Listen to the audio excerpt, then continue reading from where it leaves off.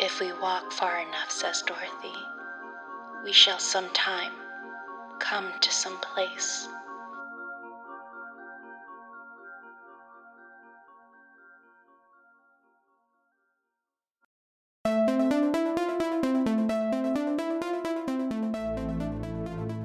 Whether it was singing Somewhere Over the Rainbow or following your own yellow brick road, The Wizard of Oz is still referenced with great affection to this day.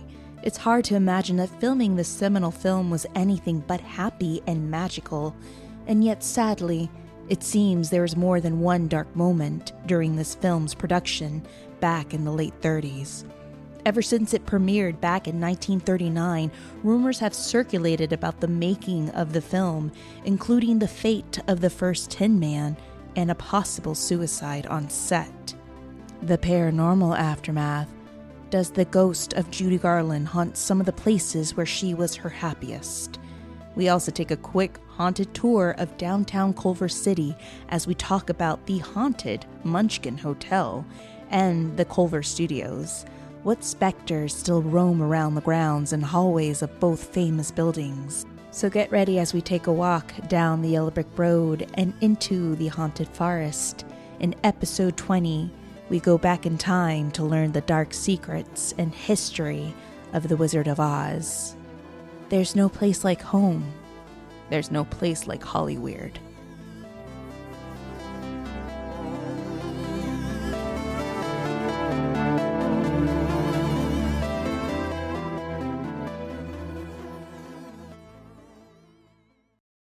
Hi, we're the Grave Girls from Grave Girls Podcast. I'm your host, Hawthorne. And I'm Amaryllis. Every week we watch a different horror film, and I find a scary story that goes with it that will definitely leave you shaking in your boots. And if you aren't wearing boots, my true crime case and murder will scare the pants off you. And then you'll just be naked, and that's just a fun time. So listen to us on SoundCloud and iTunes. And follow us on Instagram, Twitter, and Facebook. Don't forget to check out our website at grave-girls.com. We love you all in case we die. Bye! Hey, boo, hey. Boo. Boo. What's going on, guys? Are you ready to grab your basket, set your hair in pigtails, grab little Toto, and hop, skip, and jump away?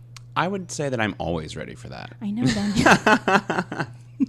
I'm always ready. Hello. Hey guys, welcome to Hollywood Paranormal. We are a Hollywood true crime and paranormal podcast based out of Los Angeles, California, aka LA, E-L-L-A-Y. I'm doing the finger symbols as we speak. No one can see it. So we have a lot in store for you guys today. With great anticipation, with excitement, we are going to be talking about one of the biggest, most historical, famous movies of all time. Literally. I think I saw that it was ranked 8th on the top most influential movies of all time. Yeah. I might even be a little high. I think it was even higher, but who knows? We're going to be talking about The Wizard of Oz. Yes. This was one hell of a film, but what people don't know or really never looked into was the fact that there are a lot of dark secrets and history behind this film. It's a lot of weird and bad juju that went on. A lot of rumors that we will definitely touch on. Yes. And we will definitely touch on the paranormal aspect of it. Are there Judy Garland ghosts, baby gum ghosts?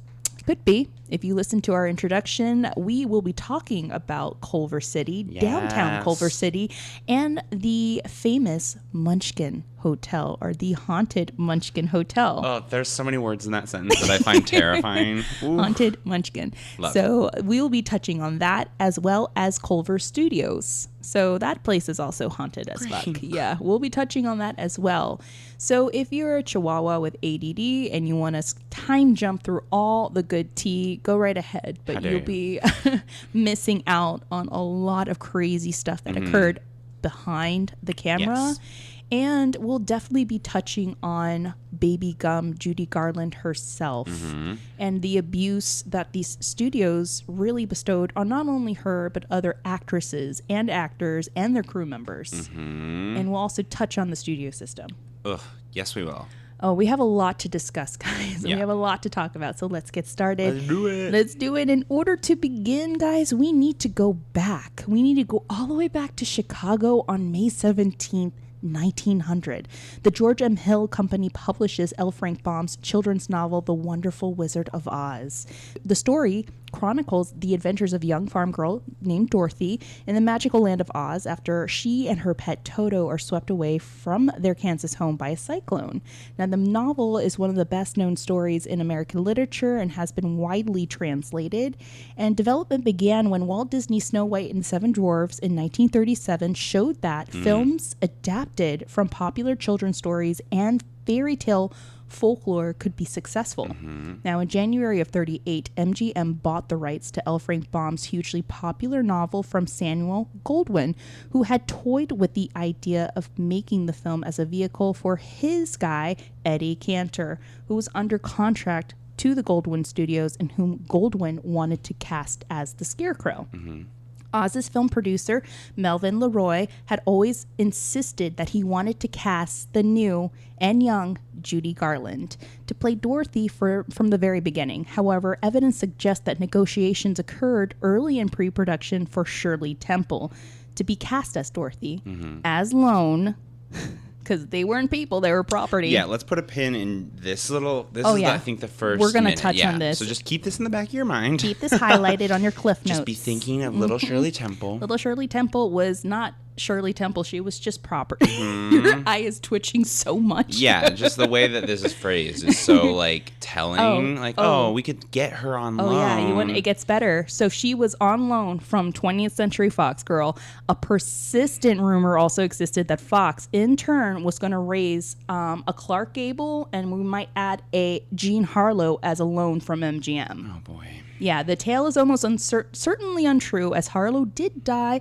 I think it was due to appendicitis in 1937, before MGM even purchased the rights to the story. However, this was the name of the game back then. They were on loan, and we'll go into that very shortly as to why that is. I think part of what happened is that, and we will definitely talk about this as we move forward, but if you, and we you know how many times we talk about this, but if you start thinking about the time period of this, so in 1930s money, these numbers that we're going to start talking about in terms of production budget and what it would be a failure by today's standards. But when you translate the money, it would be Star Wars level, Avengers level. Like, that's how big this movie will go on to become as a financial, just the numbers alone.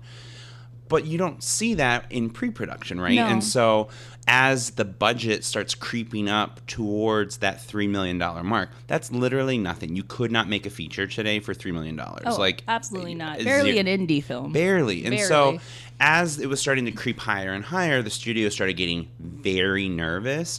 And that's why they started thinking about attaching Shirley Temple, because she was such a name, whereas Judy Garland was insanely talented, and the director always wanted her, but they like kind of shopped around the idea, hoping like, well, maybe some star power, and he kind of like shut that down. Yes, because she was so good. He's like, no, it has to be her. You are 100% true. Judy was eventually casted over Temple because the execs felt that Temple was a little too young, and she didn't have the singing chops. She couldn't. Judy had the voice. She was a powerhouse. Whenever she would be in rehearsals in the studios, people would stop to listen to this girl sing and rehearse. They stopped in their track because her voice was such a powerhouse. Yeah.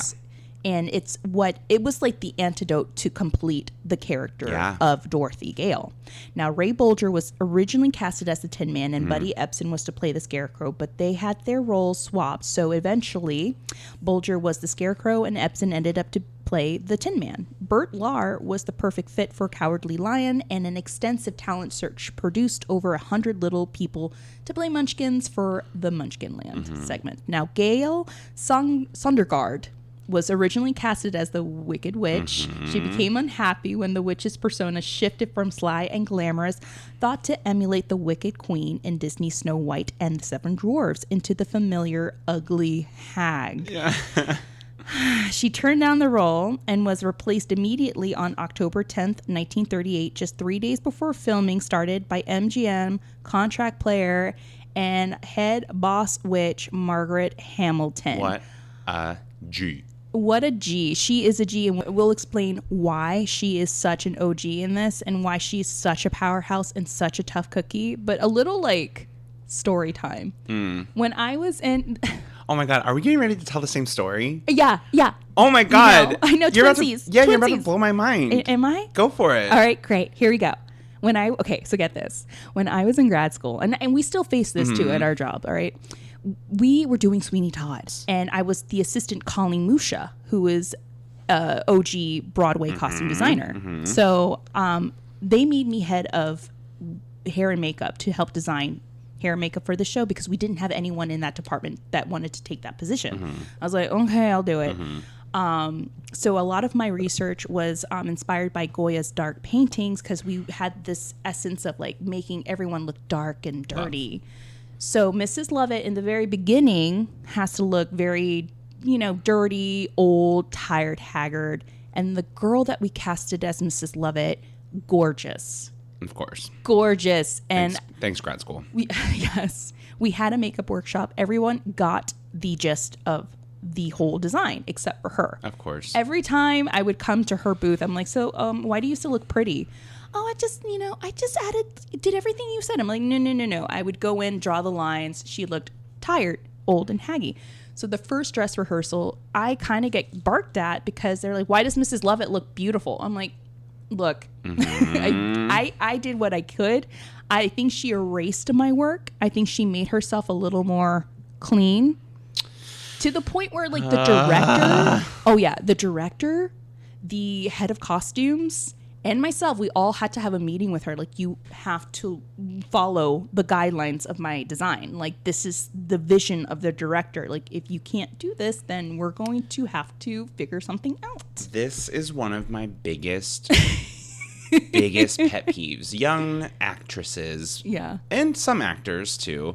Young thespians that may or may not be listening. If you... Take notes. Say the words... I don't look cute in this, I'm going to throw something at you. That's the deal that we are verbally agreeing to right now. Because the only thing that you should be saying to any designer, as a young baby actor, as any actor, I don't care who you are, is this doesn't fit for this movement. Say if you're doing some stage combat, you're like, my boob's gonna pop out, I'm gonna split these seams. That's an appropriate thing to bring up. It doesn't fit, it's too big, it's too loose. Not to make you look sexy, but actual fit. That's an appropriate thing you could bring up. If you say this isn't the vision that the director should be saying that, but fine, that's a little thin ice, but okay. If you say the words, I don't look cute in this, no. No. Me gusta. That is not on the list of what's important when it comes to your costume, your makeup. I don't care. There was a woman that I went to school with in Indiana, and she did that every single show. Didn't matter the time period. Same thing. Very beautiful, really talented, and we had a non-existent theater department. It was just like us coming together, and if we put a show on, then they would let us do it. You took responsibility on roles that you there was no didn't theater have to. department. Exactly. And so every time she was always cast as like the ingenue. We had like literally a person for every role because it was so small. So she was always the ingenue. She was very talented. If she's listening, I'm really sorry because I'm going to throw you under the bus. And every single show, she'd be like, I don't look that good in this. And it's like, yeah, that's really My not eyes the cannot thing. roll Yeah, it was. That's very, very frustrating. Get your Mrs. Lovett makeup on and be happy about it. Yeah. Well, fortunately, we had a director who was like, no bullshit. Like, love it. Yeah, you're going to have to come out looking like this or else we're going to cast someone else. Did she end up doing it? Yes. And then sadly towards like, it was like a week of production and toward like the last stint of shows, like you can kind of tell like she was testing the waters. I'm like, now she looks like she's just, beautifully hungover. Like I she just don't like this woman. I know, and this is just a common occurrence in the industry. But Charlize Theron, Halle Berry, they are beautiful actresses that have Nicole won Kidman. Exactly, that have won Oscars for their performances in Monsters Ball. Yeah, The Hours. Come on. If you are a beautiful woman, put a prosthetic nose on and get that Oscar. Gain those 50 pounds. Ooh, Girl. I mean, if you have the opportunity to gain weight, like, wait, I don't have to watch what I'm eating. I need to gain weight for this role. Fuck yeah. Yeah. So it's funny because we really were getting ready to tell the same story. Obviously, I didn't go to grad school, but it's the same tune in theater, right? Oh, yeah. And I remember I was watching a documentary, like all good gay boys do, about the making of The Wizard of Oz. And there was an interview with Gail. Thank you. Yeah. And she's talking about it, and they basically had to like trick her to sign on because they did like exactly what you were saying. Snow White was so in everyone's conscious at that time. They really told her it's going to be this like glamorous. You're going to be like in this beautiful black gown. And they like low key trick her. And then she shows up and they like slap that nose on. She didn't know she was going to be green. Oh, yeah. So it then becomes like super abusive because like if they ever try and pull that on you, walk away. Get your agent or your manager to like call them and tell them that it's like a no deal. Right. But at the time, this just happened all the time. Like, Yeah, you know what I mean? Common occurrence. Common Like, occurrence. Sorry. Not sorry. But yeah, so she like shows up ready to be this like beautiful, glamorous like witch queen, and she gets like this nose and this green makeup, and they're like, okay, rolling. This is that in my country? Insane. Oh God. Yeah. But Hamilton, she was like, just slap it on me and I'll just do the work.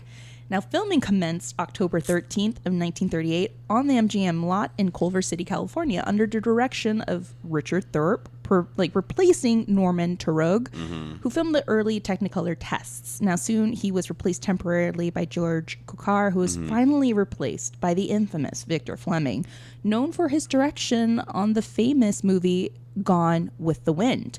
Now, we'll touch on this man very soon because he is crazy.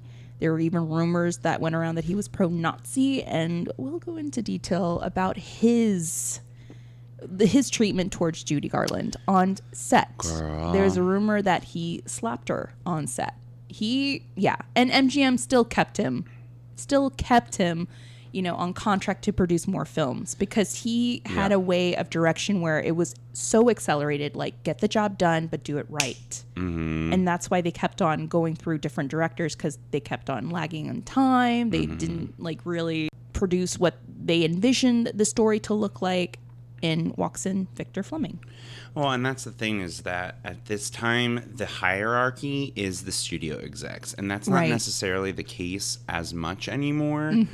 But everyone really was very expendable in that structure. And when you look at it, even the directors, if you listen to some of our older episodes as we're talking about the Misfits, and we're talking about Marilyn Monroe, the Misfits, Rebel Without a Cause. It's still all these things, and even the directors in those, they were really on the outs as well, of course. Especially in the Misfits. But so the directors, in a way, were expendable, but the hierarchy is that like a director, is a bigger commodity than a woman, than an actor, than an extra.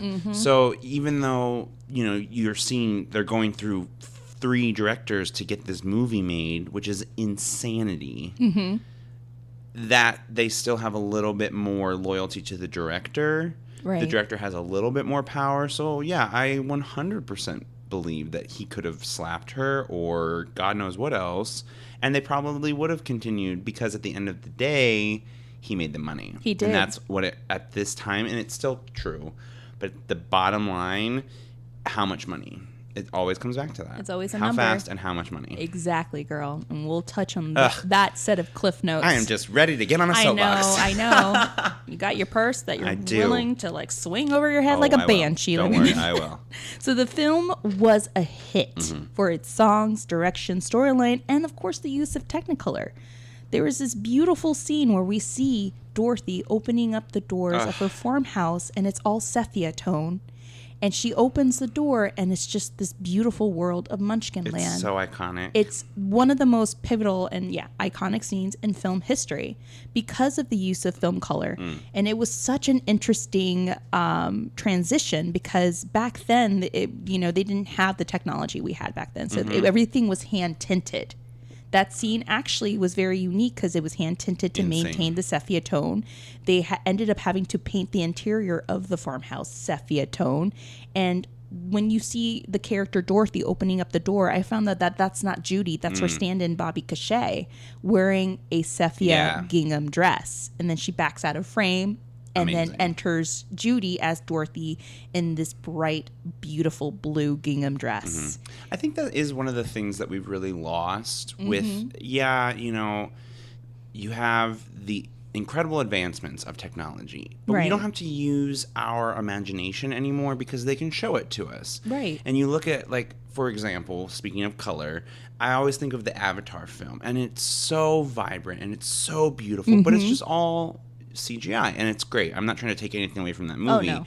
But if you look back, I think one of the reasons why The Wizard of Oz is so iconic, one of the many reasons, is that it's essentially, they are almost doing it like documentary style because everything that you're seeing had to be built, had to be moved, had to be created in flesh and blood, not just like, oh, well, we'll just like make a computer program, right? We'll that wait for post-production, and our editors will type that in. And it's hard because there are pros and cons to both of them. Obviously, like, you can see all the string, right? Like, when you look back, it doesn't hold up in that way. But there's something so insane. I always think of the one scene where they're like walking, and you can just see the layers of set for the woods as they're walking down the road right before she meets the scarecrow.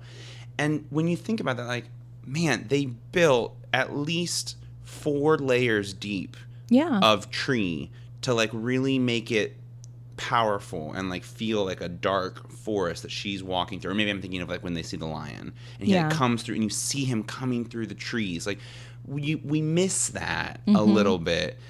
And it's just so crazy that, like, I mean, this film employed such a huge crew, bigger than any crew had ever been before, because it was so massive in scale, because they had to just literally build everything. Right. No, you're right. If you've ever seen a studio lot, it's the size of a football stadium. Massive, yeah. It's massive.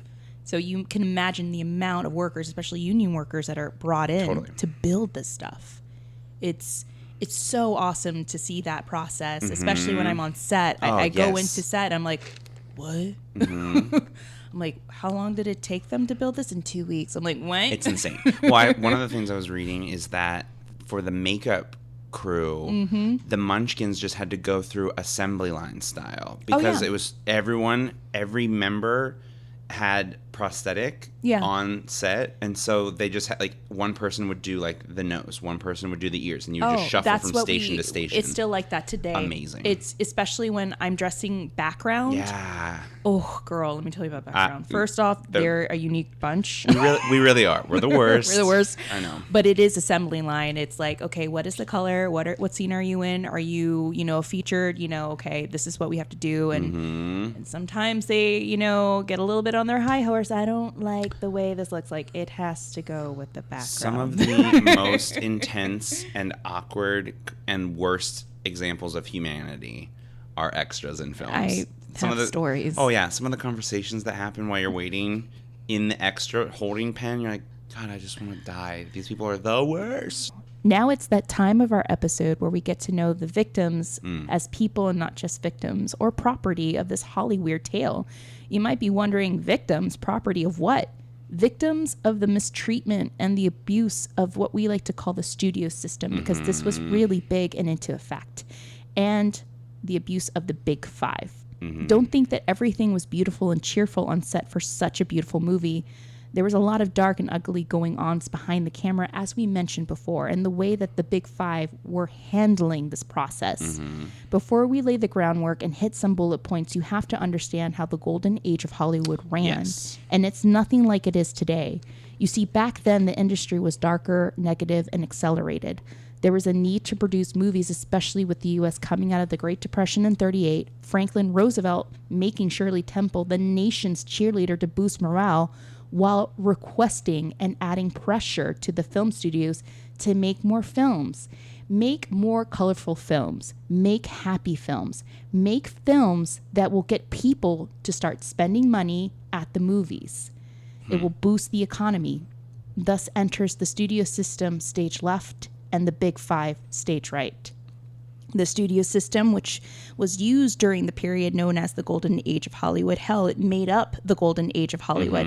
See, this is what it was, guys. It's a method of film production and distribution dominated by a small number of major studios in Hollywood. It consisted of the Big Five, which were the most leading and profitable studios such as MGM, RKO, Paramount, Fox, and RCA. And then you had the little underdogs, the little three, that's what they were called, which were Universal, United Artists, and Columbia. So they were responsible for the... I love that those are the little three. Yeah.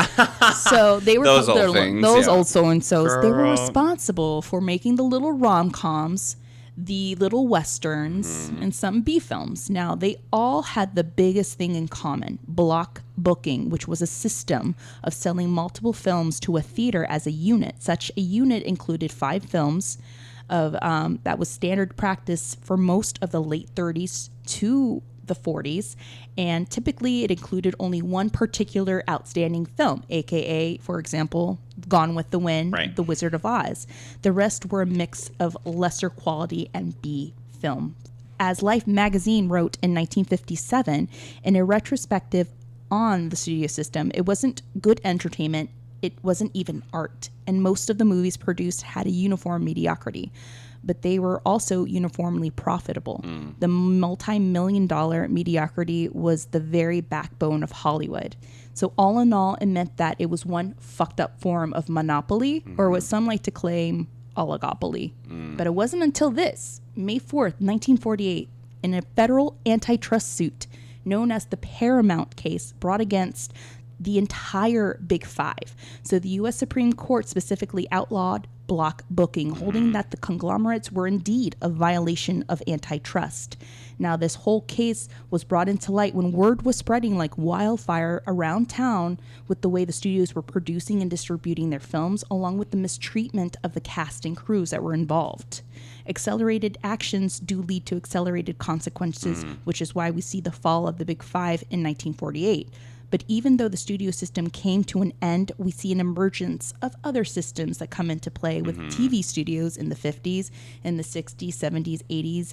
And here we are with the Me Too movement. And we will touch on that in future episodes to come. And that's the thing with Hollywood. It's the same song, but it's a freaking different tune. Well, I think evil adapts as quickly or more quickly than like justice can keep up with it, and that's why it's like an ever evolving battle. So it's like, yes, the studio system quote ended, but like those executives didn't go anywhere. They just changed their tactic.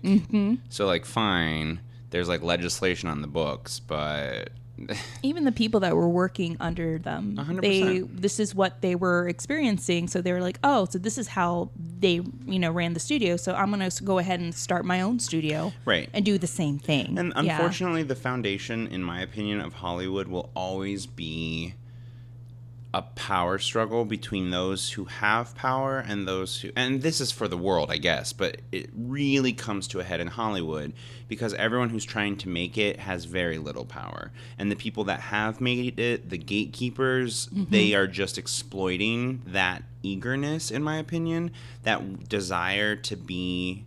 That's why you see so many actors start directing, start producing their own material, because actors don't have that much power, and we can see that, and now we keep coming back to it. A lot of them end up owning their own production houses because it's a way to get power in your creative life. If you just act, you have very little say. Even if you're a big name, that is still true. You still see, if you can get a producing credit, that now you start to, A, you're making more money, but B, that comes with prestige and power, unfortunately. What an industry. I know. What a very interesting industry. Now, this leads us to our first bullet point, and I like to call it sign your name on the dotted line. What are you willing to sacrifice to become a star? What are you willing to sacrifice to become property of MGM? We will talk about our grand dame, our girl, baby gum, Judy Garland. Mm-hmm. Bryce will not take us to church, guys. No. He's going to take us to mother flippin' vaudeville. He is going to be taking us to vaudeville. There might be, I'm not even kidding, if you stick around long enough, guys, he might get on my dining room table, cross his legs with his heels, put on some red lipstick, and serenade us with some Garland hits. I think that's always a probability. That's always a probability. I'm not shooketh by it. I'm like, yes. If you know him longer like I have, yeah, nothing shocking. Yes. We will also introduce an insert recording of Judy that was sent to us from one of our listeners. I know, so amazing. David Coe, our intern Bay. Hi.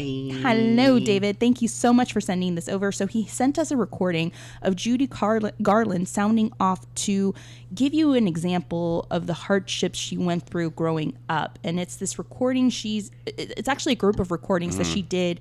I think it was while she was in her early to mid 40s while writing or coming up with her autobiography. So she was coming up with notes, but she would always go off on these tangents. And there's this one that he sent us that we'll put a clip of just to show you what was the outcome of all this mistreatment, what it led her to. Right, and that's towards the end of her life. So it's really when everything is at its zenith, essentially. Exactly. Yeah. Now, before we touch on Judy Garland, we'll be touching on some topics in regards to substance abuse and mental health disorders. Now, I'm just going to take a side note and take this time real quickly, guys, to insert this because this is a serious topic. And I know we always press on it on other episodes, but in light of everything that's been happening recently with the passing of Anthony Bourdain and recently with Mac Miller, who was the young hip hop artist who passed away a couple of days ago. He was 26 years old. He was very talented and gifted, and he died due to an overdose. And he was dealing with also mental health issues. So if you or someone you love is facing mental and or substance abuse disorders, there is help. There's the SAMHSA's National Helpline, and it's a helpline that is free. It's confidential. It's open 24/7, 365 days a year. It offers treatment referrals and information services in English and in Spanish for individuals and families facing mental and or substance use disorders. You can find more information at www.samhsa.gov. You can contact their number, which is 1-800-662-HELP or 1-800-662-4357, and they are the Substance Abuse and Mental Health Service Administration. Now, Bryce, take it away with our girl. Yes. So basically, the whole family was living and moved to California. Her father and mother owned a theater. And the sort of shtick was that she, as the youngest, would come out for their Christmas special and sing a little verse of whatever Christmas song they were singing that year. And it was, so it was her and her sisters, actually. There was 3 of them.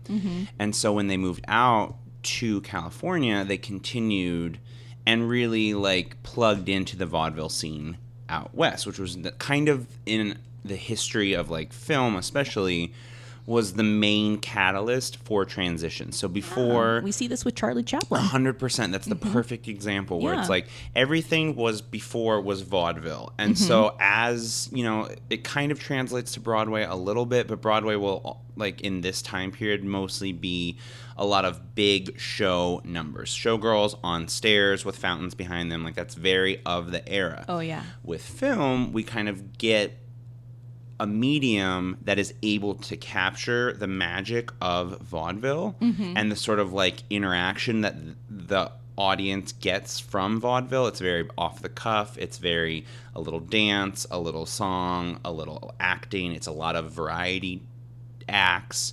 And film is the perfect medium for that.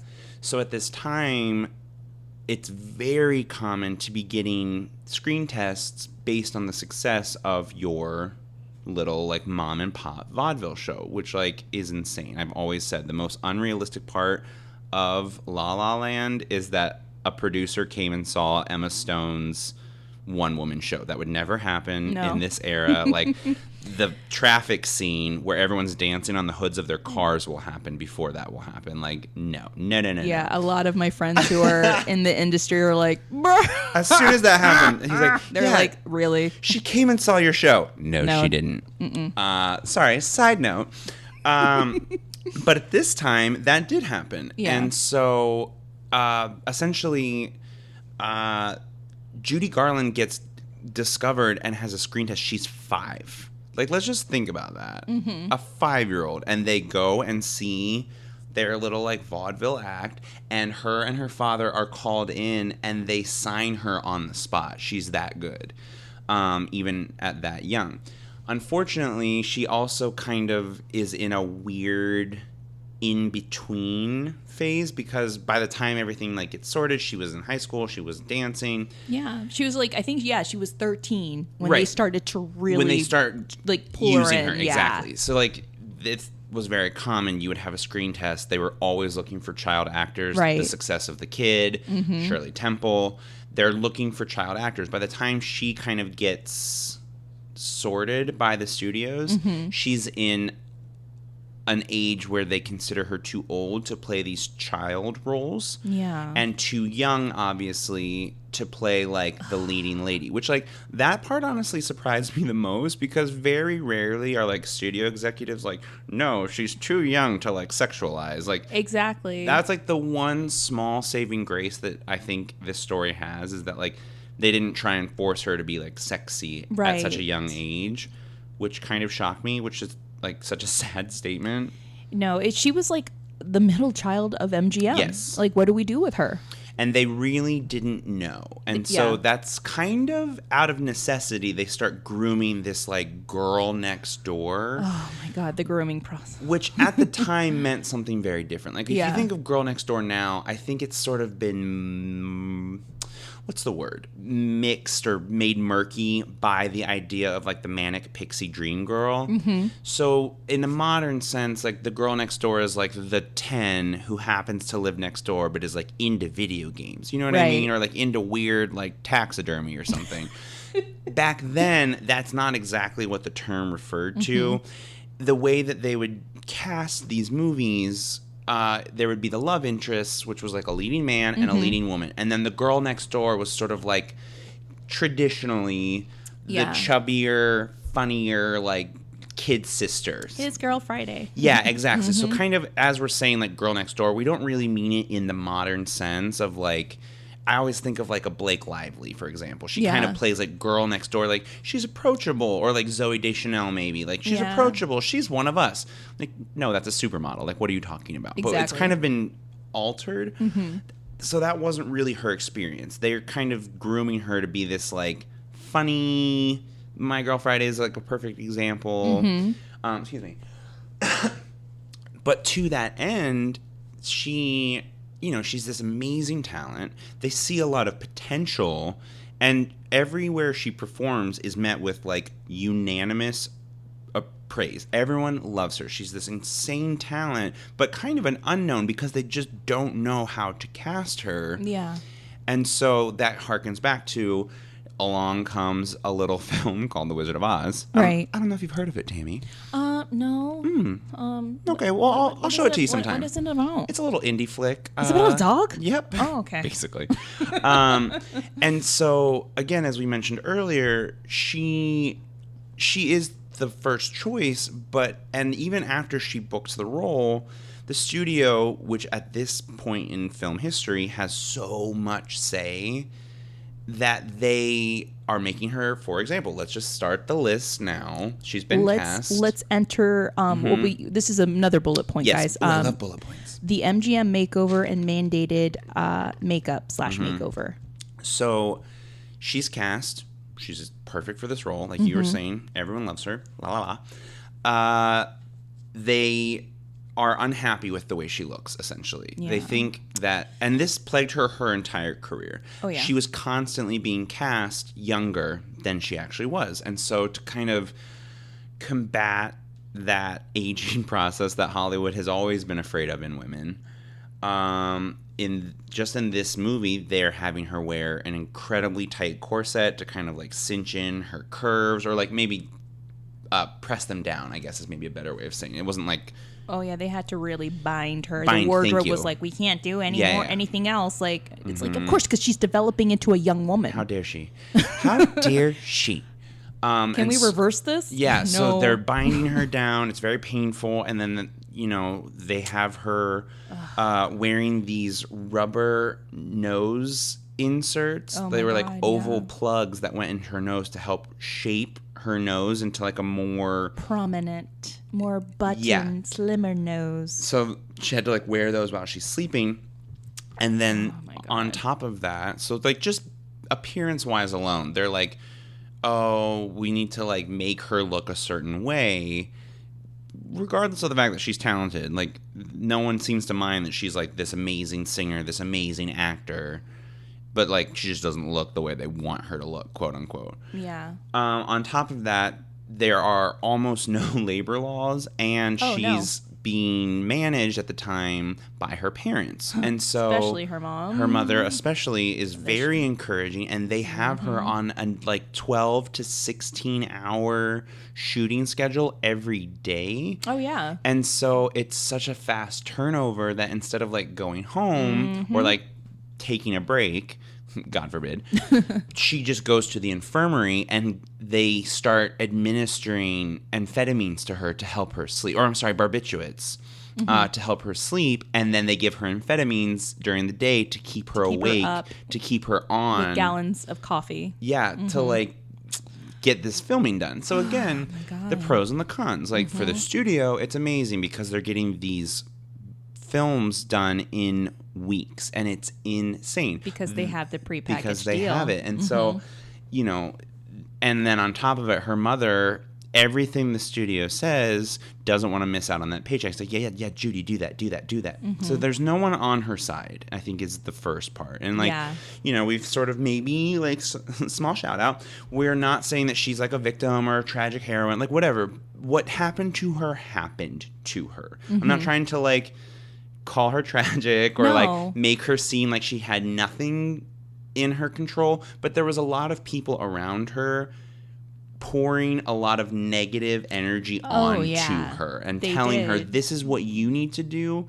And back then, if they said you won't work again, that actually meant we always something. bring that up. And it's true because they were all, like we mentioned, the big five. Yes. You literally were literally done. couldn't, like, sorry. Someone says that now and it's like kind of laughable. Whatever. Like, okay, I'll smokes just a cigarette, walks away, starts her own production company, girl. I'll Instagram live this and like it'll be fine. So, she's doing all these things and the shooting schedule, and she's on this like really aggressive cycle of awake, asleep, and that's just her. And like she does, I think, get a little bit more of it. One of the things also contributing is that at this time, Metro Goldwyn Mayer also have the contracts for Ava Gardner, Lana Turner, and Elizabeth Taylor.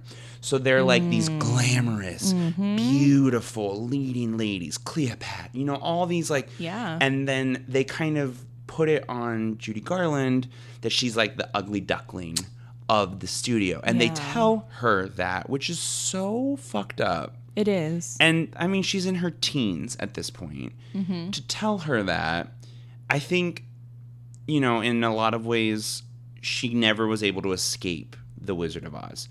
She was never able to escape the girl next door image. She was never able to escape the drug addiction that this caused. And she was never able to escape the body image issues that came from this. Oh my God. Remember when I told you about the film? I watched this film when I was young. It was a made-for-TV film by Lorna Luft, her daughter, who is the daughter of one of her husbands, Sidney Luft. Yes. She wrote a book called My Life and My Shadows. It's so good. And if you can find, it's a 3-part series on YouTube. If you just Google Judy Garland documentary, it's My Life and My Shadows. And there is in the beginning part of the film, it's so well described. You see them sitting her down in front of the stylists, and they're really pinpointing every single imperfection on this girl's body. they're putting her, you see the rigorous act of like her grueling work schedule. And there's this scene, you brought up a really good point, where she meets the character, this girl portraying Lana Turner. And, you know, they kind of like, you know, make a comparison between her and Lana in this film. And you could just, like, the actress did such a great job, the one that was portraying young Judy. Just amazing. Of how hurt she was. Because, like, they're so fixated on Lana. They're so fixated on Elizabeth Taylor. And then she was just like... And you can see, even, I mean, she... The ugly duckling, as they called her, And even as she got older, in her, like, mid to later career, you know, she really starts losing some weight. She really, like, embraces, like, her hair's always, like, up. It's very stylized. She's very glamorous. All the external makings of, like, a leading lady are there in her, like, mid-career. Yeah. And she herself can't accept it. And America kind of, the industry doesn't accept it. It's, like, this weird vortex where, like, no one will let her age. And so it's like she's constantly being cast as younger. She's constantly being portrayed. And even when she's the romantic lead, it's kind of like in a weird, non-glamorous way. And she herself was so insecure and neurotic about it. And how could she not be? And it just like kind of breaks my heart. Yeah. Because especially at that age, I just think... anyone who's that young and impressionable, and you have all these people that, like, your dreams are being handed to you.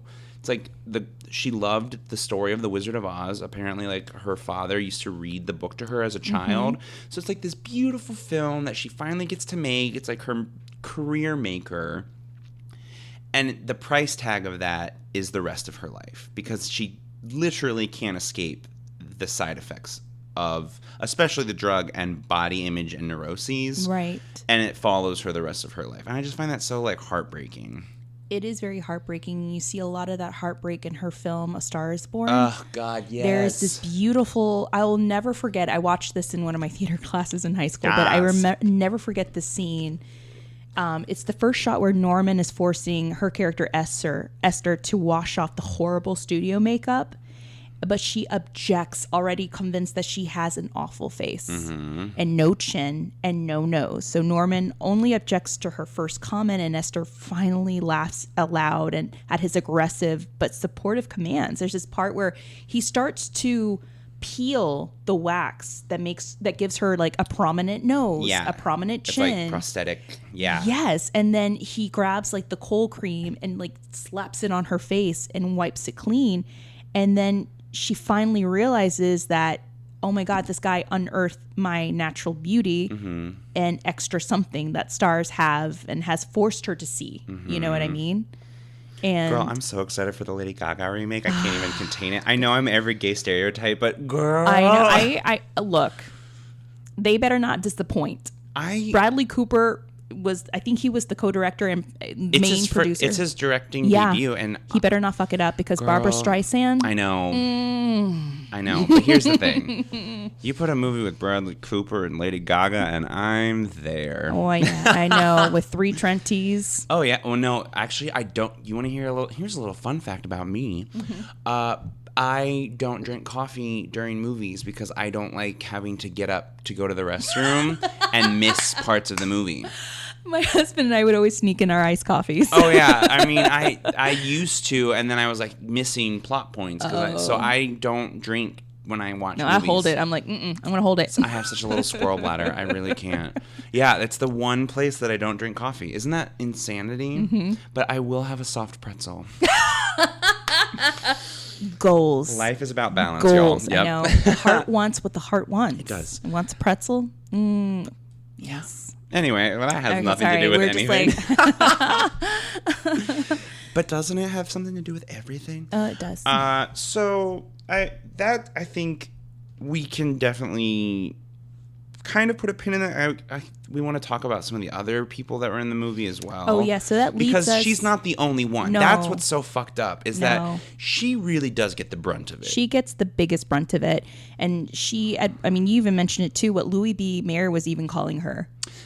My little hunchback. What a fuck. Because he's a son of a bitch. They all were. He is this son of a bitch. Like, there were even like accusations that came into light that he even sexually abused her. I would not he be groped surprised. her.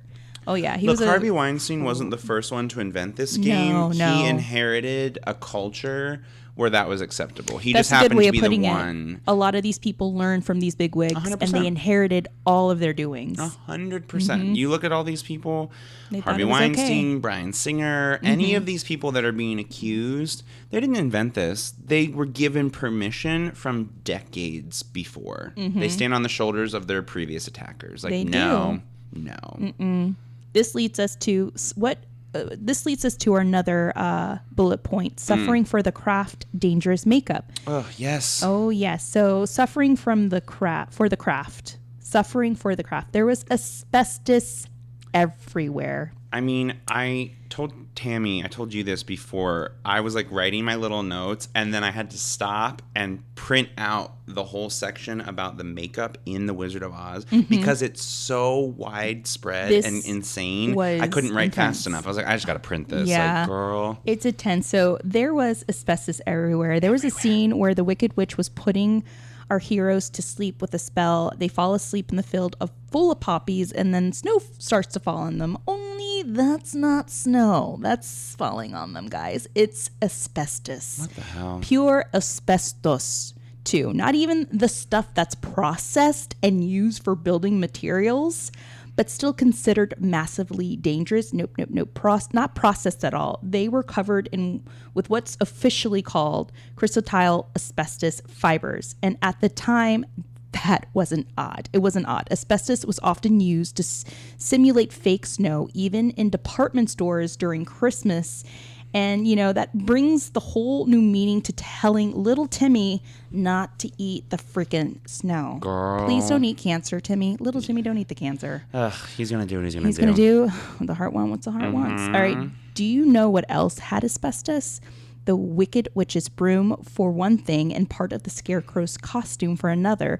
That's right. Ray Bolger was dancing around in asbestos, under falling asbestos, not even knowing he was giving mesothelioma the old middle finger. You know what I mean? He ends up dying from cancer at the age of 87.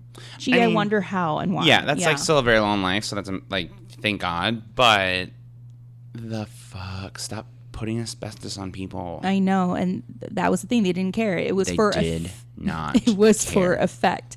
Now, suffering for the craft, dangerous makeup, the Cowardly Lion and Scarecrow masks were made of foam latex. Makeup made by the makeup artist Jack Dawn, who was one of the first makeup artists to use this technique of foam latex. Now, the actor who played the Scarecrow was left with permanent lines around his mouth and chin from his mask. That's insane. It took 1 hour, Bryce, for them to slowly peel the glued on mask from Bolger's face. No, thank you. Let me tell you about this process. With the feature film, the horror film I worked on last year, we had a lot of prosthetics. Oh, yeah. And I remember the makeup artists always telling us, it's going to take an hour. It's going to take an hour to get her out of makeup. It's going to take an hour to peel that makeup off. Damn. It's intense. So Margaret Hamilton, as we described it before, received severe burns on her hands and face when there was an accident with the fire while filming her exit from Munchkin Land. Her exit consisted of a concealed elevator that was arranged to lower her below the stage as fire and smoke erupted to dramatize and conceal her exit. Now, the first take ran well, but in the second take, the flames did not go out in time. The flames set fire to her green copper-based face paint, causing third-degree burns on her hand and second-degree burns on her face. Jesus Christ. Hamilton's makeup was so toxic that makeup artists used acetone as a makeup remover due to the toxicity of the copper inside of it. We also use acetone to remove paint and stain from our sets. But this wasn't makeup. This was paint. Yeah, this is a body. This is a body. They're like, just get it off of her. Use whatever it takes. Even, use a sander. Whatever it takes. But in this case, due to Hamilton's burns, makeup artist Jack Young had to remove her makeup with alcohol instead to prevent infection. Ouch. This is right after she gets burned, they have to remove the paint. They're not going to stop filming. No. Grow up. But all I have to say is, boss. This girl was just take care of me, handle it, just do what you got to do. She spent 3 months healing before returning to work. She ended up wearing green gloves on because they couldn't reapply the makeup onto her hands. That's where she got the worst brunt of it. Oh my God. Since they were still healing from the burns, she refused to do any more scenes with the use of fire. In enters her stunt double, Betty Danko. Don't think that she didn't get any injuries because she got the worst of it too. Girl. She would soon meet a similar fate while shooting the broom sky riding scene. Long story short, she had to ride a broomstick that had a pipe that was filled with fire and it exploded, sending Danko to the hospital for 11 days. Danko ended up receiving permanent scars on her legs as a result from the accident and refused to work with fire in future work projects. Oh my God. Guess who was directing this? Guess who was directing both of these scenes? Just take a wild guess. I don't know. Victor Fleming. Oh my God. Cool. I'm telling you, this man is crazy. Yeah. But they still kept him on, even though these people were getting hurt, they were getting burned, they were getting slapped. Those are all like within the margin of error. It's just their lives. It doesn't stop right there. The Tin Man's costume was made of leather-covered buckram, and the oil used to grease his joints in the movie was actually made of chocolate syrup. The least toxic thing. According to most sources, 10 days into the shoot, Epson suffered a reaction to the aluminum powder makeup he wore. He was hospitalized in critical condition and subsequently was forced to leave the project. In a later interview that was included in one of the DVD releases of The Wizard of Oz, he recalled the studio heads appreciated the seriousness of his illness only after seeing him in the hospital. Filming halted while a replacement for him was found. Now, no full footage of him was as the Tin Man has ever been released, only photographs taken during filming and makeup test photos. His replacement, Jack Haley, simply assumed he had been fired, but author and screenwriter George MacDonald Fraser offers an alternative story, which is more believable, told to him by Burt Lancaster's producing partner Jim Hill, that Epson had refused to be painted silver and was fired. I believe it. I honestly do. Epson would continue to have breathing problems for the rest of his life due to this.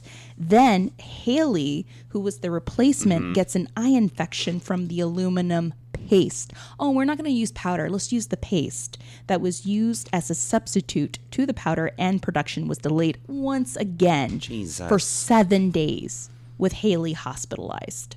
Oh my God. Also, I heard that because of the way the suit was actually like made with metal, and so he couldn't sit down because the suit would get damaged, and so they would just let him lean up against a board. Oh, what the hell? God, that leads me to the Cowardly Lions costume. Look, I am a costume designer, and let me tell you about this. All right, now the lion's costume was made of real lion skin, which is, that alone is insane. And fur that weighed about 60 pounds. Damn. The idea was to have 3 different costumes so that the actor Burt Lart can swap them out during filming, but the unique patterns of the unique lion hide made that impossible since every costume would look different. It's true. You always have to have replicas on set just in case if, the actor one day is eating in costume and spills something on costume. There's always one or two on standby. Don't do that. So Lart ended up with one costume that would quickly fill up with sweat under the studio lights, and it became such a problem that the studio needed to make one hell of an expensive purchase. They ended up buying an industrial drying bin to dry the costume every night at the end of shooting. Can you imagine what that costume smelled like? They did not have Febreze back then. They did not have a lick of Febreze. Nothing that was introduced at the time. And I can imagine what wardrobe was going through, because I go through this all the time with costumes. God, I know. Those lights are so brutal. And when the performer has been in that costume all day, girl, grab your gas mask, wear some latex gloves, and pray that performer was wearing either deodorant or had taken a shower that day before shooting. Which, probably not. No, I can tell you this from my experience. No. Yeah. We've had, my department has faced a lot of surprises that you'd be surprised even actresses have left behind. It's disgusting. Stinky little Pete's. Yeah. Oh, yes. I also saw that the Cowardly Lion and the Wicked Witch, they were both on juice-only diets because her makeup was super toxic, so she couldn't eat. Yeah. So they could just feed her through a straw. Oh, yeah. And his, because of the latex, he couldn't, like, chew the way, like, it was. So he was also on a liquid diet as well. He eventually, because he had more scenes. Yeah. If you watch The Wizard of Oz, it's funny. The Wicked Witch is not in that many scenes. No. Part of that is because of all the injury. Carry on. But he... After, I think I saw it was like 6 or 7 months, he renegotiated and made it so that he didn't have to put the makeup on until after lunch because he was tired of eating, like, juice and milkshakes. Yeah. Which, like, I feel. That's insane. Yeah. Imagine the amount of weight they lost. I mean... Best diet ever, but still, like... Yeah, you just have to wear a deadline to do it. I know. Girl, I'm not sure and about all that. the smell of that fur. Oh, as soon as I read that, I smelled it in my mind immediately. I was like, I know exactly what that smells like. Yeah, I've had to work with real pieces of fur for a production once. No. Per the director's request. Disgusting. By the end of that, like, that whole process, I'm like, I don't even want to touch fur again. I was in a Game of Thrones musical spoof called Winter is Coming, and we had for Hollywood Fringe. Yeah, it was really cool, and the costumes were honestly immaculate. They did such a good job, but it was like the same thing. Layers of like pleather and faux fur capes, and they were genuinely beautiful. Like, no, I saw the pictures. Designers, I was like, damn, who was the designer? They crushed it. They were really, he or she really crushed it. It was actually a pair, and one guy, one girl, and they were amazing. I loved working with them. I really enjoyed that entire experience. But it was July in Los Angeles, and if any of y'all have seen Game of Thrones, you know that it takes place in the winter. Yeah. Of the certain areas of it take place in on the wall in winter. Winter so we're is wearing coming. Like layers and layers in July, and then being like, it's so cold out. Like, shuffle up by this fire. I was like, I'm gonna die. And as Bryce wipes the gallons of sweat from his forehead, those leather vests were and the weight. I can imagine the weight. They were pretty bad. Yeah. All right, so let's separate fact from fiction. Let's do it. Let's do it now. We're going to talk about the Munchkins. Now, there were rumors that the Munchkins were the most difficult talent to deal with and wrangle on set. There were rumors that they were alcoholics who held drunken orgies and had loose hands. Oh my God, that is the best. Terrible, especially when it came to Judy Garland. There were rumors that some of them groped her. That they slipped their hand under her skirt. There were rumors about this. So there were also rumors that they were wrangled. This is so bad. That they were wrangled on set with butterfly nets. Stop. That is so ridiculous. Now, these rumors were false, as described by the last surviving Munchkin, Mickey Carroll. The Munchkins were actually made up of a troupe of European vaudeville actors called the Singer Midgets. Mickey Carroll was not a part of this troupe, having been born in St. Louis, and was one of the few Munchkin actors who was English speaking, which meant he was the most featured Munchkin on the film, and he also offered his voiceovers for the Lollipop Guild, Follow the Yellow Brick Road song, and Auntie M shouting fits during the tornado scene when her voice wasn't loud enough for the shoot. Wow. Now, Carroll was the last surviving Munchkin who had passed in 2009, and he passed at the age of 89. Now, let's lead into the creepier aspect of the Munchkins. There is a rumor going on about a hanging Munchkin. This is probably the second most popular legend and rumor about the Wizard of Oz. This legend that came out in the 80s during VHS. Yes. Yeah. The use of VHSs. So there is a claim of a lovelorn actor portraying one of the Munchkins that hanged himself on set during the filming of The Wizard of Oz. And it's true. Just kidding. No, it's not. Got you. Gotcha. I found this kind of offensive for these poor little people that had so many horrible rumors surrounding them. I mean, again, if we go back to the hierarchy at this time, being a person with disabilities will probably get you a lot of work in a way, but it's going to be a specific kind of work, and it's not going to be very fulfilling. It's going to be a lot of demeaning. You're going to be a Munchkin. You're going to be... It's not ever going to be like a lead, you know what I mean? Yeah. Like, and that's still true in the industry today. Like, you look at the way that people who are differently abled, he said, not knowing the exact term, but if you look, it's still a struggle to get people in roles that aren't just because they are a little person, or overweight is another good example, or skin color, or literally anything. We still fight that, the stereotype. But at this time in the hierarchy, these actors who were playing the Munchkins were the bottom of the barrel. Yeah, they were. They really were. And a lot of these accusations were false. They were just made up. But the so-called Munchkin suicide scene in the film occurs at the very end of the Tin Man Woodsman sequence, as Dorothy, the Scarecrow, and the Woodsman head down the road on their way to the Emerald City. Now, the sequence begins with Dorothy and the Scarecrow trying to pick up fruit from the talking apple trees, encompasses their discovery of the rusted Tin Man and their encounter with the Wicked Witch of the West, who tries to set the Scarecrow on fire, and ends with the trio heading off to Oz in search of the wizard. Now, no one Munchkin, or otherwise anyone for that matter, died on set during the filming of this cinematic classic, much less in a cut that was used in the finished version of the movie. Now, to give the indoor set used in the Oz sequence a more outdoors feel, several birds of various sizes were borrowed from the Los Angeles Zoo and allowed them to roam around the set. At the very end of the sequence, as the three main characters move down the road and away from the camera, one of the larger birds, often said to be an emu, but more probably a crane, standing at the back of the set, moves around and spreads its wings.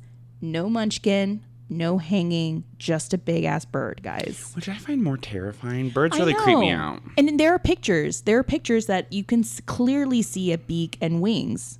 Now, the scene in question was noticed years ago, and it was often attributed to a stagehand accidentally being caught on set after the camera started rolling, or more spectacularly, a stagehand falling out of a prop tree into the scenes.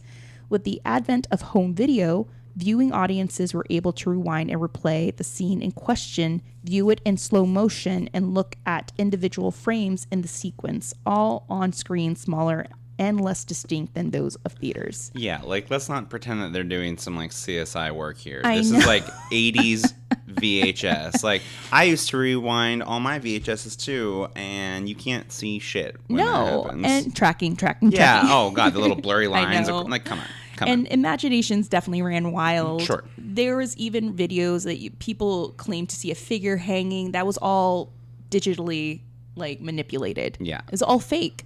Mickey Carroll confirms this legend to be false because he stated that they were not even called onto set that day. Only the leads were called that day along with the animals from the zoo. The Munchkins were not even in town during that sequence. And yet it will not die. It's will so not bizarre. die. It's been refuted by so many people, and it will not die. Oh my God. But here's another big gallon of tea here. I love tea. We call it the Wizard of Oz? The Lush of Oz, question mark? Girl. Actor Frank Morgan, who played 5 different roles in the film. He played the Professor Marvel, the crying gatekeeper, the driver behind the horse of a different color, and the wizard's guard, and the wizard himself. These were all the roles he played. Mm-hmm. But it wasn't just his acting chops that got him through an arduous schedule. The first day Morgan was scheduled to film his scenes, he carried a briefcase onto set with him. And it did not carry paper, and it did not carry his script. It actually carried a minibar. Hilarious. Ray Bolger, who played... Yeah, it's funny. Ray Bolger, who played the Scarecrow, even stated in an interview, no matter how many times he retreated to that black briefcase, he was never less than a gentleman, although when he tried to stop drinking, he was often short-tempered and irritable. At one point during shooting, Victor Fleming instructed him to drink more due to the fact that he was more tolerable to handle on set when he was drunk as opposed to when he was sober. Hilarious. Again, the industry, garbage at this time. It is garbage. It was just keep drinking. That's fine. Garbage. Now, there was also a rumor that Victor Fleming slapped Judy Garland on set. This is true. Damn. And like we said, the 1930s weren't a good time to be a woman in Hollywood. Heck, the 30s weren't a good time to be a woman anywhere. Sure. And Judy Garland found that the hard way in a whole bunch of horrible ways, as we described on set. Now, The Wizard of Oz final director Victor Fleming was the mastermind behind Gone with the Wind. He had very powerful friends and was known for bullying his actors to get the performances done his way. When Garland kept laughing at the Cowardly Lion's bluster and bravado act, he didn't just stop filming and call for a retake. Oh, no, that wasn't his style. He actually grabbed Dorothy, pulled her off of the yellow brick road, and slapped her across the face and said, "Now go in there and work." Yeah. That's not nice. And the laughing ceased. Imagine if that happened on set today. Imagine the outrage. I mean, I feel like there would either be instant. I think now there would be instant outrage, but I think even 5 years ago, even today, there probably are sets where like something similar has happened, and everyone just kind of like turns a blind eye and moves on. And they don't want to get involved. And yeah. If the person, the victim, doesn't make a stink about it, doesn't want to make a stink, yeah, it probably still does happen. Like that does not surprise me at all. Yeah. I'm just also curious to know what the Cowardly Lion was saying to her in her ear. Yeah. To make her laugh well, so hard. Allegedly, like, if you kind of, again, like who can say with like replay and all that, but you can kind of see her crack a little smile because like she still can't like full on keep it together because he's so good and he's so like cute with the way he's like being tough, but like you can kind of see her like crack a little. Right. But I'm like, yeah, good for you, girl. Like, fuck that guy. He doesn't get to slap you. He don't get to slap you. So this leaves us to this, guys. What ends up happening to our baby Gum? So it seemed like she was chemically trained by these studios, and that was contributed by, the control and demands of MGM. But, later on, Judy Garland does gain more notoriety for her live stage and television performances in her later years. And she had been married how many times? Like 3 or 4 times? Yeah. I mean, she led a very ambitious but very short-lived life. So it's insane because she kind of goes through these, like, multiple resurgences where, like, she kind of gets a reputation because she's, as we've talked about in so many episodes now, once you are addicted to drugs and alcohol and you start becoming unreliable, she went to rehab several times. Right. But eventually the studios stopped wanting to work with her and kind of write her off. Oh, yeah. And she ends up, there's a couple minor suicide attempts, possibly misunderstandings where, like, she scratched herself and people blew it out of the water and said she, like, slashed her own neck and slashed her wrist. Oh, yeah, the media was amazing during this time period. Still is. But she, she has all these revivals. She kind of goes back to her vaudeville roots. Oh, yeah. And, she does tours. She is a huge name. Everyone knows her from The Wizard of Oz. So she, she wins an Oscar. She's winning a Golden Globe. It's like she is famous. So she goes on these tours, and the one in the UK in particular was so good that she wins an Emmy. Or I'm sorry, a Grammy. Oh, wow. She's one of the first women to win Album of the Year. Amazing. Because of her contributions and bringing vaudeville back into, like, the main, like, artistic viewing. And from that, she then, like, relaunches her career. Not that it really went anywhere. She was still doing films, but they were kind of getting a little bit less successful. And then she, like, reinvents herself. By doing the live performances. And at the same time, they start showing for television screenings of The Wizard of Oz. So while she simultaneously is getting more and more, like, of a comeback, The Wizard of Oz starts becoming a yearly tradition that people view, and it's sort of like a holiday tradition. And I think, like, at one point, like, Dick Van Dyke and, like, his kids, and they talk about it like it's like a holiday special tradition. So it's becoming, The Wizard of Oz is becoming part of our social consciousness and like our collective experience. And she has her own show at this point, and she's appearing on all these guest shows. And again, it's back to this incredibly grueling filming schedule with all the television, all the live performances, all the live appearances. She's in a lot of debt at this point. Yes. So she's, like, doing some insane number, like 90 shows on one of her tours. Like, that is such a high number for a single a single act. Yeah. And so again, she falls back into the drugs, the pills, the Exactly. alcohol at this point. And it's just so heartbreaking. Like, she is just a constant roller coaster of like career success in a direct inverse relation to her mental stability as that decreases in order to maintain the grueling schedule of her professional life. Yeah, It's her so sad. professional life, her marriage. She's Yeah. also a mother. She Yeah. has 3 children. Of course, one of her famous ones, Liza Minnelli. That old so-and-so. And Lorna Luft. She Yes. becomes a big figure in theater as well. Totally. And she also writes her biography, as I mentioned, in My Life and My Shadows, Yes. which is really, I highly recommend you go watch it. So good. Our girl, Judy Garland, dies in London at the age of 47, victim of an overdose to prescription medication. It's so sad. It's really, really sad. So real quickly right now, what we're going to do is just insert this clip of hers just to give you yes. guys an idea of the struggles of this woman, like where her mind was at this time. And this really hit me hard. Like I know like we've researched, some very famous actresses, but this one was the one that I had to stop and like almost burst into tears because you just hear it in her voice, the pain. So real quickly, this is a recording of Judy, I want to say when she was in her mid-40s, just 3 years before her death. And this was a recording that one of her writers would make, helping her write her autobiography. So here it is. I'm the one who's had to live with me. I don't want to hear any resentment from anybody else now about how difficult I am, and I don't want to pick up a paper and read how unfit a mother I am when I have 3 marvelous children who seem to take and have always loved me. Fat, thin, funny, sad. They think I'm pretty good. I think they're great. I have love and have never planned revenge. However this book turns out is because I am the result of an audience, of a critic, of critics, of what people have made me. And in the meantime, there's been another whole human being, myself, that hasn't been even interesting enough to write good stories in the newspapers that would be printed. They're not interested. I'm a good cook. I am a good mother. I do believe in going to church. I love music.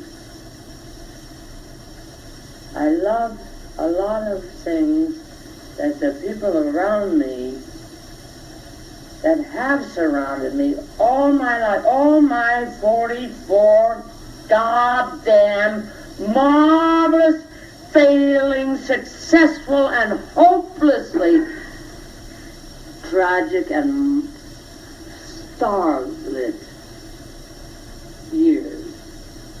I've been surrounded by people who were not in my league. They were the disbelievers. Now they're going to have to put up with their names being printed. They better not sue because I'm only going to write it the truth. But in the meantime, how do I find the true Judy Garland or Frances Garland or whatever? Okay, so that is one of her many recordings where she goes off the Insane. tangent. I know. And I think you said it perfectly, is that you can hear the pain. And, like, right, you can say, like, oh, well, she's clearly on something. She's clearly having a breakdown of some kind. And that very well is true. Like, obviously there's other external factors affecting this energy that she's ranting. right. But you can just hear, like, the raw nerve of emotion that she is. And it's just so hard to listen to. It's so hard to listen to, right? And 47, she dies.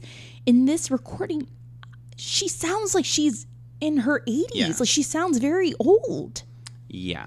And it just goes to show you, like, what this industry did to her and the toll and everything it took on her voice and her image, everything. Like, if you see pictures of her towards the end of, like, of her life, like, she doesn't look like she's 47. No, and that's such a weird thing because, like, she always was not perceived as her age. They were always trying to make her younger. Yeah. She looked so much older because of the drugs and alcohol and the lack of sleep. It's just like sort of sad.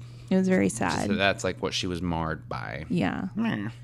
All right, guys. So that was the dark secrets and history of the Wizard of Oz. We're going to segue into the paranormal aftermath. There were none. Goodbye. Bye. Oh, no? Okay, great. Cool. Do we have Judy Garland ghosts? Oh. It turns out we do. Oh, my God. We have some ghosts, guys. You're never going to believe where Baby Gum has been reported being seen. So it turns out we have a Judy Garland sighting at the Palace Theater in New York City, located in 1564 Broadway. Considered to be the world's most famous and premier performance theaters from its opening in 1913 until the 30s, anyone played the Palace. Many people have performed here, including our Harry Houdini, Bob Hope, Frank Sinatra, the biggest diva of them all, Diana Ross, Harry Belafonte, and our girl, Judy Garland. There are enough ghost sightings surrounding this place to fill a theater, from even former patrons to performers. This theater is haunted as fucking in New York City. Great. Now, the ghost of Judy Garland is said to have made its way back from over the rainbow and has been spotted near a private door formerly used by the performer. Her presence is seen and even felt near a door that was built especially for her at the rear of the orchestra for her entrances and exits for one of her most famous tours, the Get Happy tour in 50. I'm going to, let me sidetrack. I have to take a minute. Yeah, girl. That risque blazer. Yes. That fedora. Yes. The red rouge and those legs for days. I know. Right? That's the hunchback. Like, come on. Like, grow fuck up. you, Louis B. Mayer. Sorry, but yes. That's a woman. That is what you call woman right there. I just want to, like, take a also sidebar and really congratulate myself for not singing a single song. I could see you kind of twitching. It's really hard, but I want to, to like, make sure this entire episode gets aired. If I and start not, singing, I will know. you start singing? if you do, I won't be able to stop, but I want to Forget make... you No, travel. no. That's not going to clear. We get a call. We can't produce this. I know. I just, Copyright laws. We're really doing it, though, Peter. We're doing it. So a lot of people have seen what looks like a young or middle-aged woman running in and out of the doorway as if she's ready to go on stage and do a performance. And that's true, because the reason why she asked for this door to be built by the orchestra was so that she could see the audience from that, that section of the stage, and for her quick changes. Damn. Yes. And there was even rumors that she, would exit off stage to take a little break, pop a pill or two. That was also a rumor. But people have seen what looks like the figure to be of a woman in her middle age, running in and out. Damn. They even see like what seems to be a black figure kind of, standing in the doorway. When no one's supposed to be there and no one's even backstage. Yeah. Oh, God. According to Haunted Minnesota, Ghosts and Strange Phenomenon of the North Star State by Charles A. Stansfield, it appears that our baby gum, Judy, is felt and seen in her hometown of Grand Rapids. In Stansfield's book, a woman by the name of Marie recounts several encounters with the Wizard of Oz starlet. It all started when Marie took a job at the Judy Garland Museum in Grand Rapids. Marie was a fan of the acclaimed actress and singer. Now, here's a side note. The Judy Garland Museum is actually located in Grand Rapids, Minnesota, and it's the childhood home of Judy Garland, or Frances Gum. It houses the world's largest Judy Garland and Wizard of Oz collection. Damn. Now, as an FYI, thank you to our listener, Erica Schultz, who... Hi, girl. She sent us this article. I love it when our listeners do this. I do, too. That's so cool. They're like our intern bays. I love it. If you do that, guys, we will give you a shout out for sure. David Coe, Erica Schultz, thank you. You guys are the best. You are. So this is the place where the iconic ruby slippers Judy Garland wore in the film The Wizard of Oz had been stolen, and a few days ago finally recovered 13 years later. Damn. Bryce, don't act like that. I know you took them and you finally returned them. They're a little stretched out. It's called borrowing. It's fine. The heart wants what the heart wants. Yeah. No, I'm actually terrible at walking in heels. So. That's why you were always sitting a lot at work. I noticed that. Yeah, that's why. Yeah, okay. So 13 years after they were stolen, Grand Rapids Police Department in Minnesota and the FBI announced Tuesday the slippers, one of at least 3 existing pairs used while shooting the film, have been found and recovered. So thank you, Erica, for sending us this article. That I remember reading updates. that. I know, right before we did this recording, man. Damn. Well, according to Marie, it seems that she has seen what looks like, it's so sad, to be a tiny figure that could be described as little baby Gum, aka Judy. The little girl will always appear in the garden outside of the museum or home. The little girl is described to be dressed in white, looks between the ages of 4 and 5. She's a happy presence, often heard laughing and singing. No mystery as to why Judy's spirit would materialize as a 4 or 5-year-old, for she is, most likely celebrating one of the most happiest phases of her life, unlike the life that was later burdened by many tribulations in her teenage and adult years. And I feel like that's true. The reason why she goes back to the palace, where she's felt there, that was her happiest. That makes, yeah. She was her happiest. And even in Lorna's book, she lived for that. She loved her audience. Yeah. She really did. And I could see why she came back to these places. Sure. That's where she really felt herself. Yeah. Now, there seems to be a haunted Munchkin hotel, guys. Stop. Oh my God. In Culver City, there is a hotel right across the street from the Culver Studios, which is also haunted as fuck. And it's the historical 6-story hotel that is known as the Culver Hotel, which is a National Historic Landmark and Culver City's answer to the New York's Flatiron Building. The hotel is a major time warp, and I felt as though I stepped back in time when I stuffed my face with truffle fries and downed a glass of Pinot last year while visiting. Duh. But it's the heart wants what the heart wants, and if it wants truffle fries and a glass or 2 of Pinot, it's going to get it. Or 10. Or 10. But this is a beautiful hotel, guys. If you ever travel to Culver City, it is a time warp. You can see jazz sets. Cool. They have a jazz piano bar. It's amazing. So the reason why it's called the Munchkin Hotel, despite the fact that it is a small building in the middle of downtown Culver, is that the Munchkins from The Wizard of Oz slumbered here. There was rumored that 3 of them slumbered in one bed at a time in the 30s. So did about every major MGM star in town for business during Hollywood's golden age. They stayed at this hotel. Now, originally called Hotel Hunt, and it was used as a center for selling real estate, the hotel was decidedly less glamorous when it first opened its doors in 1924, with much smaller rooms, 100 at a time, half the size of current accommodations, with bathrooms just located down the hall. Sure. Communal bathrooms. Yeah. Ugh. But many believe that the hotel co-founder, Mr. Harry Culver, is still taking care and watching over the hotel in the afterlife. According to General Manager Seth Horwitz's interview with Pasadena Weekly, it appears that Mr. Culver still roams around the hotel of his office, and his offices were on the 2nd floor. And since his death in 1946, it's said that his staff members occasionally see his ghost wandering around and hear the windows in his personal office bang shut unexpectedly. Why do spirits do that? We mentioned this with the Pantages, with RKO, with Howard Hughes, like banging of the doors in their office desks, banging of doors.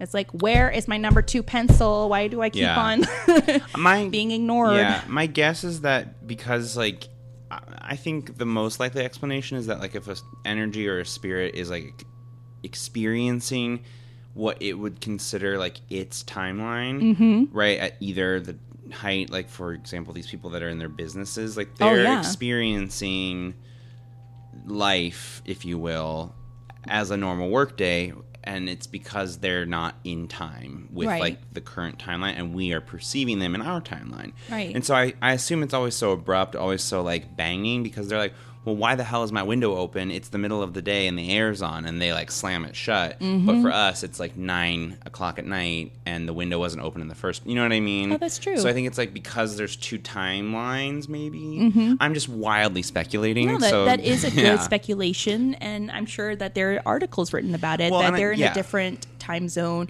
that, like we mentioned in the Winchester Mansion episode, where there are several forms of hauntings. There's intelligent, there is residual, there is animal, poltergeist, and demonic.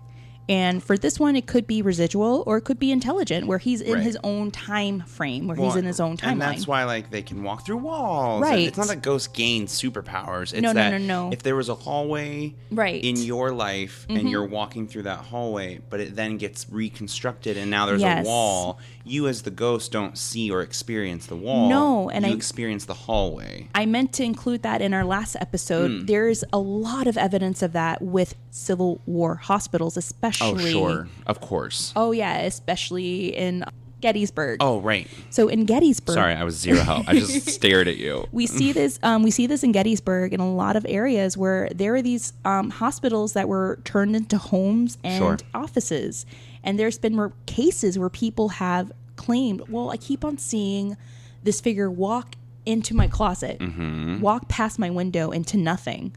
Yes, because at one point there was an extension of that house, and it was a house, or there was an extension in that hospital. They took out that extension, so probably what they're experiencing is a residual haunting. They're probably walking down a hallway that is now a bedroom. Right. You know, there's been so many cases of that. But yeah, I mean, I love reading about those cases. Oh, I want to go to Gettysburg so bad. My husband's like, why do you like doing this stuff? I'm like, because I want to learn. I love it. I love it. So one day, Horowitz noticed a guest in his mid-30s to early 40s having difficulty opening the second floor exercise room with his key. So he assisted by opening the door, and upon entering the room, upon entering the room, the hotel guest gasped loudly and said, "Whoa." Horowitz says, I ran over to the window to investigate, and the man with the huge look of surprise on his face said, "Oh my God, he's gone." Then the fellow pulled out his phone and started drawing what he saw in that second, which was a man's portrait on this man's phone app. He showed it to the GM. The hair stood up on my arms and neck, Horowitz recalled. The image was the spitting image of Mr. Culver, your face. I hate it. Don't bring the phone app into it. No. I took the man over to see a photograph of him hanging down the hallway. Then he did what any good GM should do in this situation.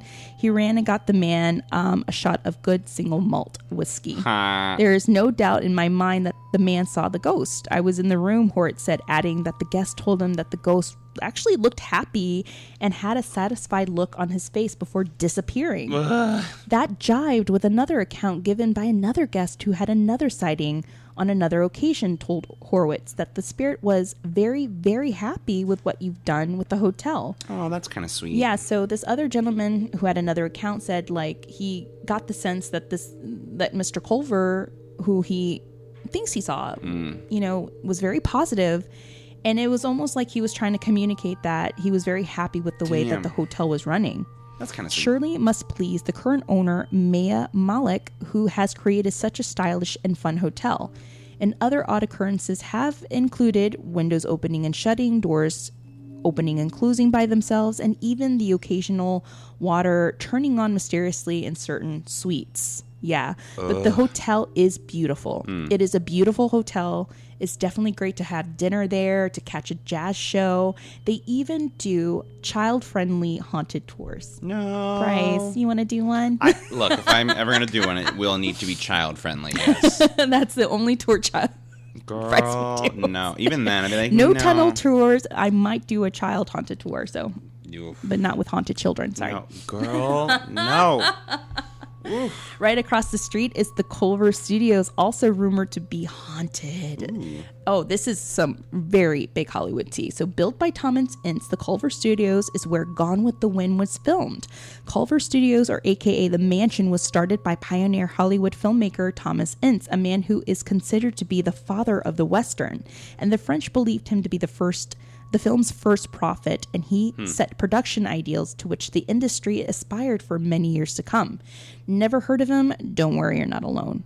Sadly, Ince is remembered much more today for his scandalous death than for his contribution to the art of movie making.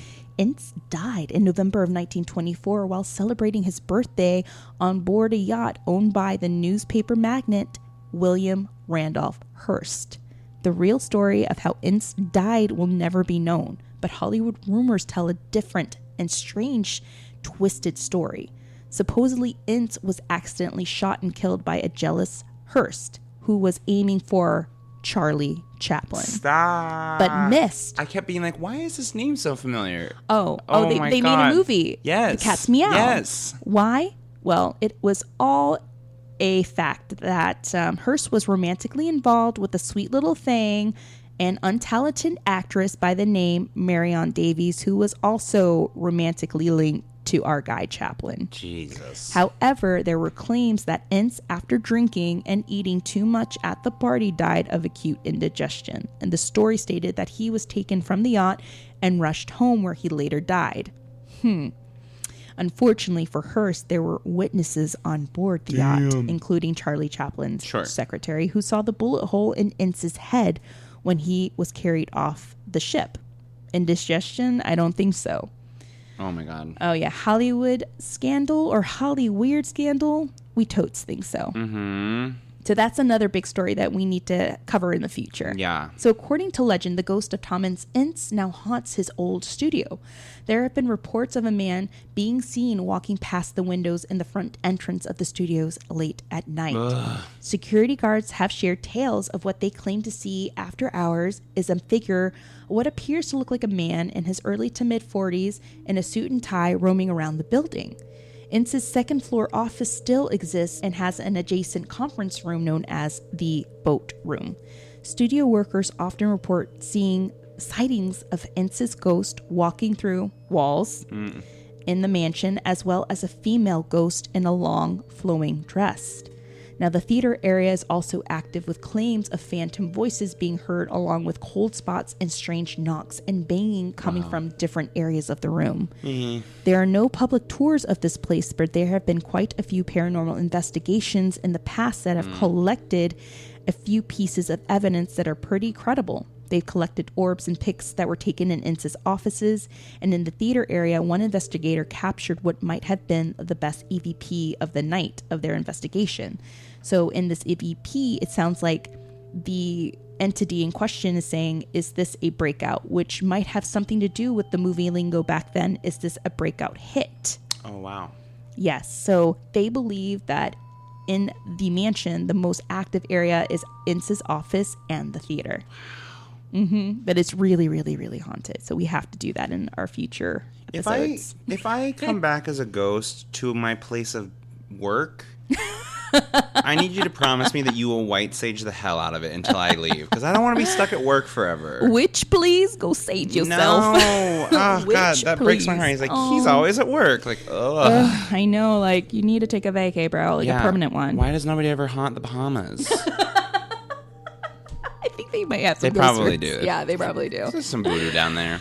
All right, guys. So that is the end of our episode of the Dark Secrets in History and the Paranormal Aftermath of The Wizard of Oz. Let us know what you think. Let us know what you felt. Even let us know, when was the first time you saw The Wizard of Oz? Yes. You know, that's always interesting. Where were you when you first saw the film? How old were you? I don't remember exactly, but I was at least probably like between 5 and 8. Me too. I watched it at my grandparents' house in West Virginia. Aww. Yeah. I remember my sister and I, we got the movie for Christmas, and I can't remember what year, but I just remembered we got that film for Christmas. We popped it in the VCR, and that tape stayed in that VCR for many months because we were so obsessed with the movie. Yeah, same. I mean, we weren't really allowed to watch a ton of things, so that was one of the ones we were allowed to watch, and that was like we viewed it. I mean, I knew all the songs. It was pretty good. Yeah.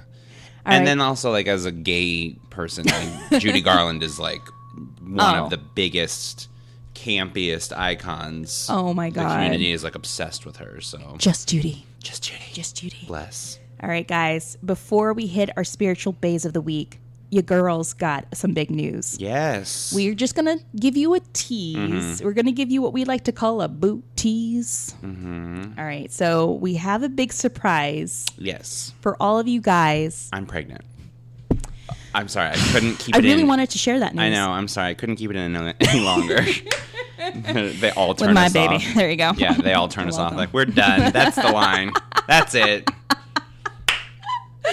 All right, guys. Well, we have some news. In late September, we can give this away. We're going to be teaming up with LA Not So Confidential for a huge episode. They're so cool. They are so dope as fuck, guys. Seriously, go tune into them. Seriously. We can wait. Hold on. All right, done. How dare you leave us? I know, seriously. All right, so go check them out. We're going to be doing something really big with them, with a big movie that was supposedly cursed. You don't want to miss that out, okay? No. But here's the things. October is going to be a big month for us. October is a big month. Yeah, and it usually is for a lot of paranormal true crime podcasts. Sure. But for us, it is... We just didn't anticipate it to be this large. Yeah, it's going to be fun. It is huge. We have been in talks with several people. We have been in talks with a group. We're not going to say who. Yeah. We've been in talks with another show, and we look up to them. They are one of our biggest spiritual baes. Yes. I truly love these two. I love this duo. I love what they do, especially in the paranormal community. Yeah. They are amazing, and they reached out to us, and they want us to be a part of their show in October. Yes, which is going to be awesome. Awesome, and that's all we're going to leave it at. Yeah. So we have that coming up. But here's the biggest news, guys. We're just going to leave little hints.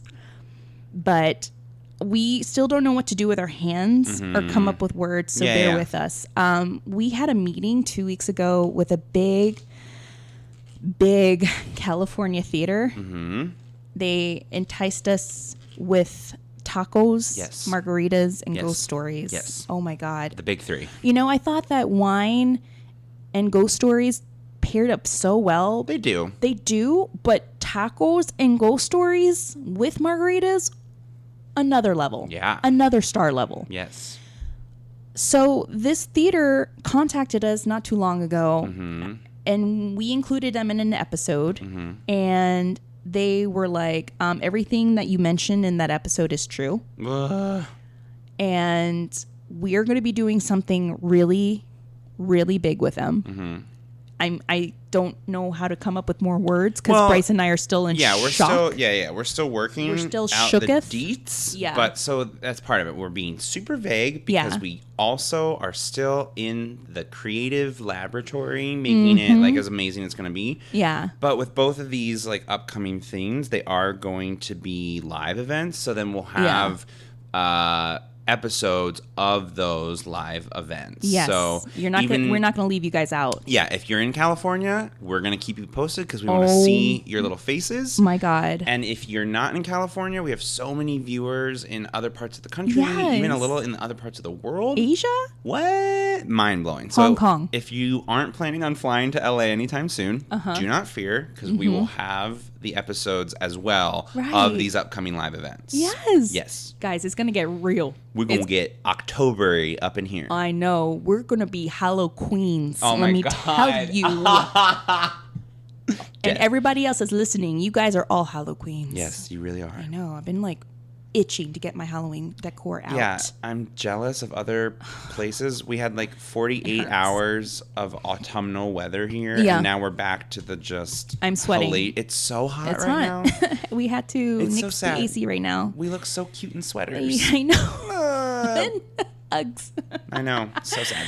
All right, guys. So if you are dying to know what we're talking about, no pun intended, you're going to have to follow us on our social medias, on Facebook, on Instagram, and on Twitter, guys, to figure out what we're talking about. You're going to have to definitely tune in because we'll be definitely dropping some big ass hints. Which leads us to our spiritual bays of the week. Let's get this started. We're going to start off with the Hex Files Collective. Explore the dark side of history, art, culture, and crime with a few friends and beautiful host Jennifer Lennox Bay. Check out their podcast and their blog at thehexfilecollective.com. It's a really cool blog. It's well organized, and they have everything to fulfill your weird delights, from true crime, cryptozoology, to the paranormal and supernatural. Go check them out. They're so awesome on Instagram and on Twitter. I see you guys. The second, I love these guys, the Ghost Story Guys. They're amazing. Somewhere on the border of sleep, there's a little mountain cabin you dream about but never quite reach. From their authors Brennan Starr and Ian Gibbs explore the dark corners of the world. Join them. Listen to their podcast where they talk about about spooks, specters, and everything else watching us from the shadows beyond the campfire. With humor and a dose of critical thinking. I love listening to them. They also had a really cool episode on LA ghost stories. Cool. They really had a cool episode on that. So I highly go recommend, like, just to go click on them, put them in your queue. Yeah. Definitely go do that, please. If you love Hollyweird Paranormal, we'd love for you to subscribe, rate, and give us a review on iTunes. It really helps us out a lot, and it helps us indie podcasters become a little more visible. It really does help us out. So can't get enough of Hollyweird Paranormal? Then stalk us on Instagram and Facebook at Hollyweird Paranormal and Twitter at HWP Podcast. Have a story that you're dying to share? Boop, boop, boop. No pun intended. Then email us at hollyweirdparanormal@gmail.com, or say you want to send us a couple of articles in regards to an episode that we're going to do. We love that. Amazing. David Coe, Erica Schultz, thank you. You guys are the best. That's so cool. It really helped us out a lot. Just the fact that you guys even took the time to be like, hey, this might like be something you could amazing. use. Yeah, we're gonna use it because We're gonna it's use it. so We're gonna selfless include you. and kind to We're- like think of us. That's so cool. We truly love getting you guys involved. Yes. We truly love getting our listeners involved. That's why we always like to do drawings. And I'm telling you guys, October, especially for our California listeners, Yeah. you'll get that chance. Trust me. Yeah. All right, guys, catch up with past episodes or just link to our blog or our website on blueberry.com, Apple Podcasts, Google Podcasts, Stitcher, SoundCloud, Google Play, CastBox, Player FM, and Spotify. Love it. Love it, guys. All right. We'll definitely catch you soon. Bye. Bye. Talk to you later. Bye.